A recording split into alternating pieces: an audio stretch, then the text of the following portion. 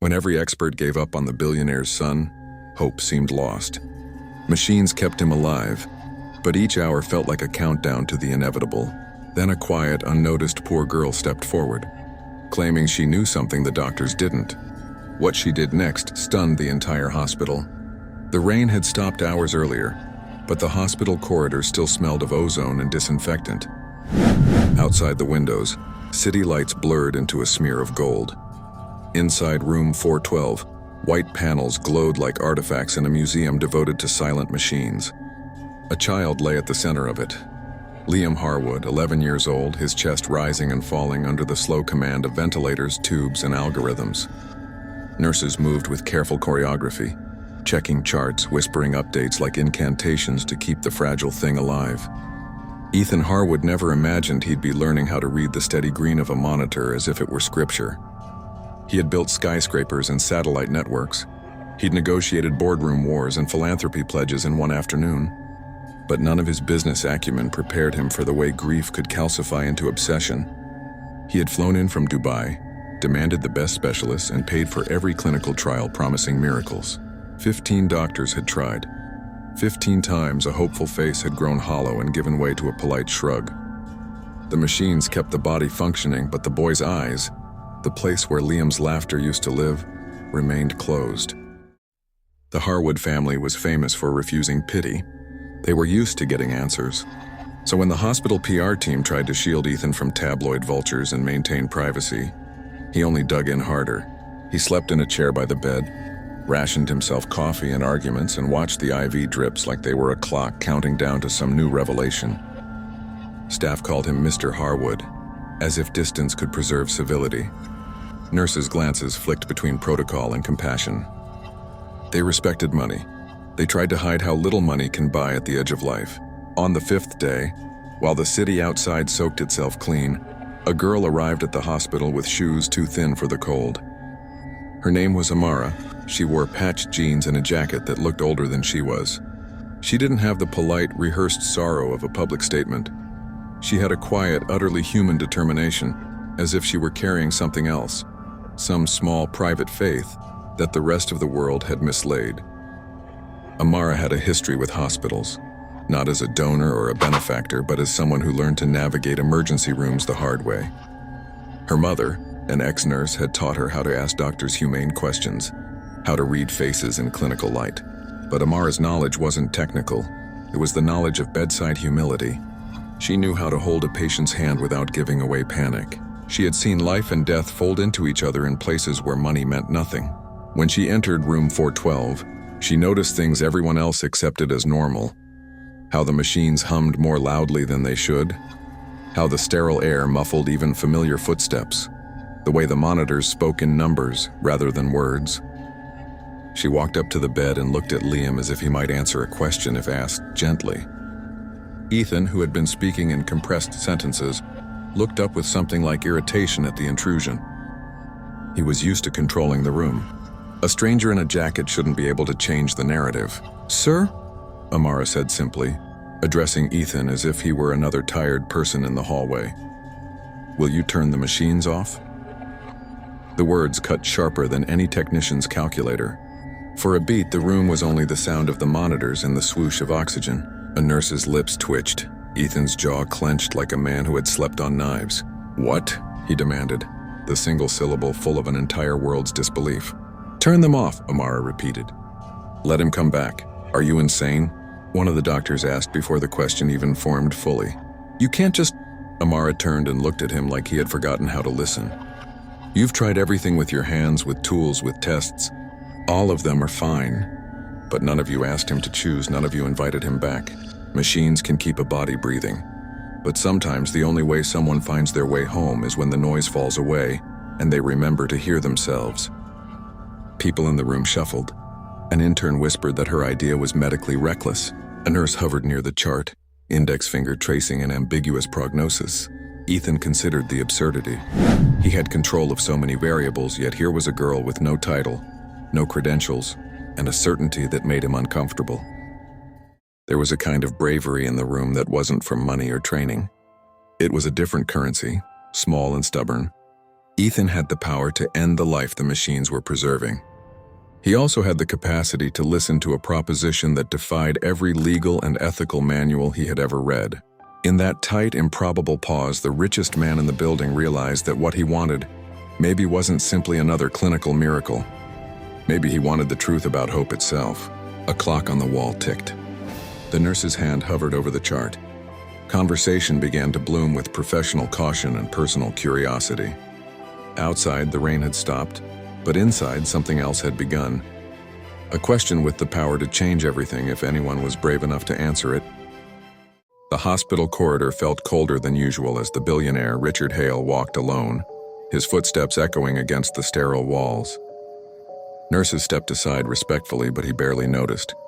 His son Ethan lay motionless in a private ICU room, surrounded by machines that beeped with an indifferent rhythm. Richard had paid for the world's top specialists, flown in the best neurologists, and bought every experimental treatment available. But nothing had worked. 15 doctors, all certain, all defeated. Scene change. Soft light.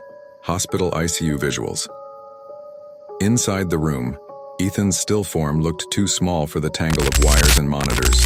Richard sat beside him, holding his lifeless hand, remembering the laughter of the boy who once ran through their mansion halls barefoot, chasing the family dog. Now silence stood like a wall between them. Every day Richard repeated the same desperate routine, asking doctors for updates, asking nurses for hope, asking heaven for mercy. And every day he received the same answer. No change. Scene change. Doctor entering. Serious expression. Dr. Lawson stepped in quietly. "Mr. Hale, I need to speak with you." The man's voice was calm, but his eyes were tired.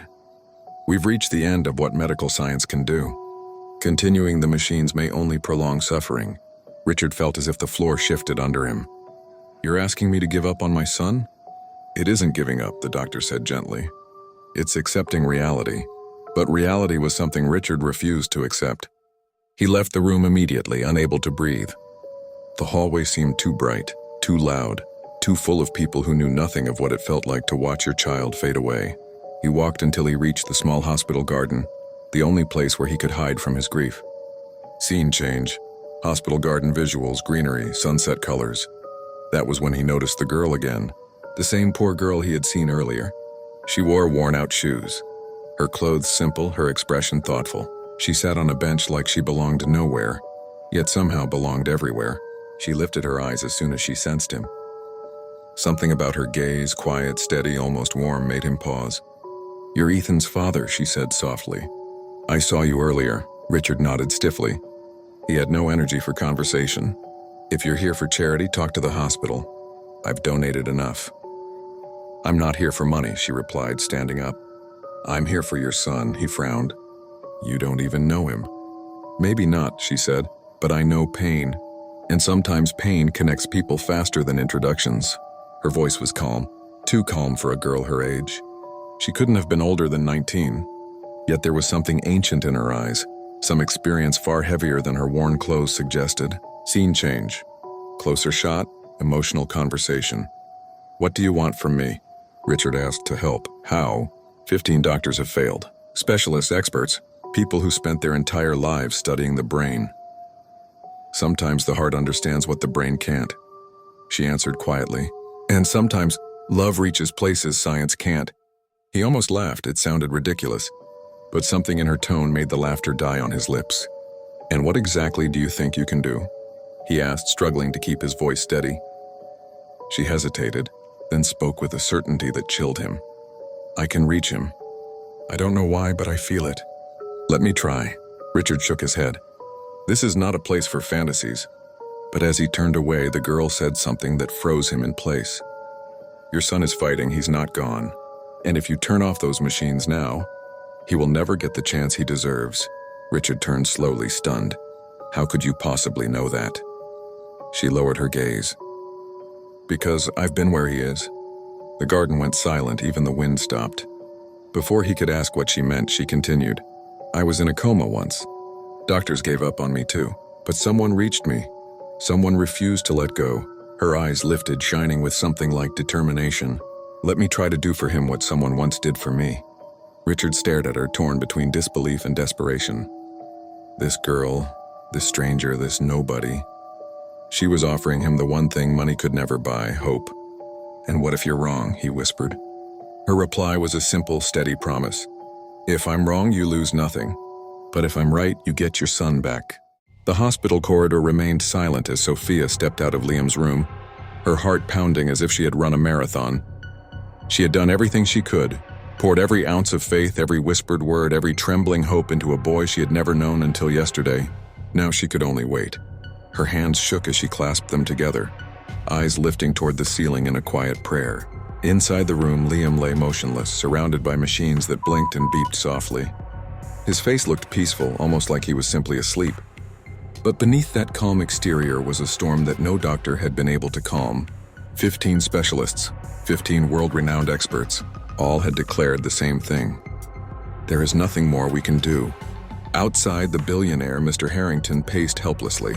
For a man who owned private jets, global companies, and entire skyscrapers, he suddenly felt powerless. Money had always solved everything. But today it meant nothing. He had no control, no influence, no solutions.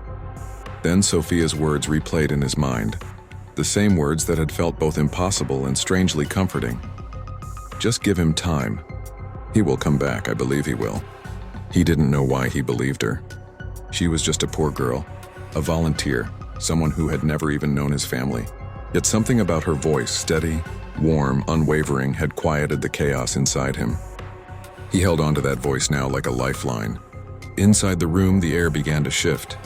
The heartbeat monitor flickered, the rhythm changing ever so slightly. The nurse who had been taking notes paused, frowning at the sudden irregular movement. She stepped closer, eyes widening as the numbers continued to climb. "This can't be right," she whispered. Suddenly, Liam's fingers twitched. Just a small movement, so soft it could have been ignored. But then it happened again. Stronger, more deliberate. The nurse gasped and pressed the emergency button, calling the other staff. Footsteps echoed through the hallway as doctors rushed in. Mr. Harrington, alarmed, ran toward the room, his heart racing with fear and hope tangled together. When he entered, the scene stole his breath. Liam's eyelids were fluttering. His chest was rising deeper, fuller. His hands trembled weakly on the sheets. The doctors crowded around, each one stunned, each one scrambling to understand. They checked his pupils, his oxygen, his reflexes. Everything they believed had been permanently damaged. And then, as the room held its breath, Liam opened his eyes. Not fully, not sharply, but enough to prove that life had returned. Enough to make the impossible real. The machine steadied, the heartbeat monitor rising into a stable pattern. Mr. Harrington froze. For a moment, the billionaire who had commanded rooms, intimidated boardrooms, and shaped industries couldn't move at all. His knees weakened, his eyes burned.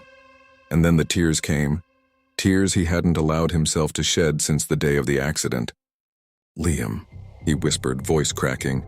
"Son, I'm here. Dad is here." Liam's lips moved slightly, struggling but forming a faint, fragile shape. A whisper, a breath. "Dad." The word shattered everyone in the room. Nurses gasped. Doctors exchanged looks of disbelief. They had never seen a case like this. Never seen a recovery like this. Never seen a boy return from a state that science had declared hopeless. And then the head doctor, the same man who had earlier told Mr. Harrington to prepare himself for the worst, stepped back slowly, shaking his head in awe. I don't understand," he murmured. "This shouldn't be possible. Nothing we did explains this." Mr. Harrington wiped his tears and spoke in a trembling voice. "It wasn't you." The doctors frowned, confused. "It was her," he said, voice filled with gratitude and shock. "The poor girl who talked to him, who believed when none of us did. Sophia." Just then, Sophia re-entered the doorway, thinking she had simply forgotten her bag. But when she saw the room, saw the crowd, the movement, the tears on the billionaire's face, she froze. The billionaire turned toward her with eyes full of emotion. "You did the impossible," he whispered. "You brought my son back." Sophia shook her head quickly, stepping back, overwhelmed. "No, sir, I didn't do anything. You believed," he said. "You believed when everyone else gave up." The doctors, all 15 experts who had surrendered hope, stood speechless. And for the first time in months, the billionaire felt something he thought he had lost forever: faith. The hospital corridor was unusually quiet that morning, as if the entire building sensed something extraordinary was about to happen. Nurses walked softly, speaking in whispers, and the billionaire stood alone near the window, staring at the rising sun. He had spent countless nights in this place, watching days pass like blurred pages, but today felt different. There was a strange, warm stillness in the air. The poor girl arrived early, holding her worn-out journal close to her chest. It was the same journal she had used while talking to the billionaire's son every day. The same journal filled with memories, stories, and gentle words meant to reach a heart trapped in silence. Her steps were quiet but determined, as if she already knew that destiny was waiting for her on the other side of that door. When she entered the room, she paused. The billionaire's son looked peaceful, almost glowing under the soft morning light streaming in through the curtains. Machines hummed around him, but something in his breathing had changed. It was calmer, deeper. She felt her chest tighten with hope. She placed the journal on the bedside table and gently held his hand, just like she had done every day. No tears, no blood, only love and trust. She began reading again, her voice steady, warm, filled with quiet power. She read the same story she had whispered to him for weeks, the story about the boy who wandered through a dark forest until a single ray of light guided him home. Her voice floated softly through the room, weaving emotions into the air. And then something happened. The boy's fingers twitched. Just a small movement at first, then another. The girl gasped but didn't stop reading. Her voice grew steadier, stronger. She knew this moment wasn't about fear, it was about faith. Machines reacted instantly. Monitors rising, signals shifting, nurses rushed in. The billionaire, hearing the alarms, ran into the room with wide, terrified eyes, until he saw his son's hand slowly lifting toward the girl's voice. The billionaire froze. His heart felt like it stopped. The world around him blurred.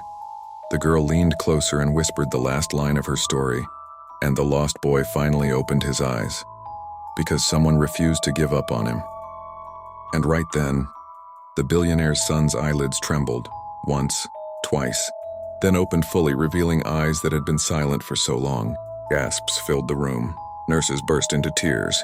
The billionaire fell to his knees, unable to speak as he watched his son look around, confused but alive. The boy's gaze traveled slowly, past the machines, past the lights, until it landed on the girl. Something inside him recognized her voice, her presence, her warmth. His lips parted and a faint, fragile sound escaped him, the first word he had spoken in so many silent months. You. The billionaire broke down completely. He covered his face, overwhelmed by a mix of gratitude and disbelief. He didn't care about his wealth in that moment.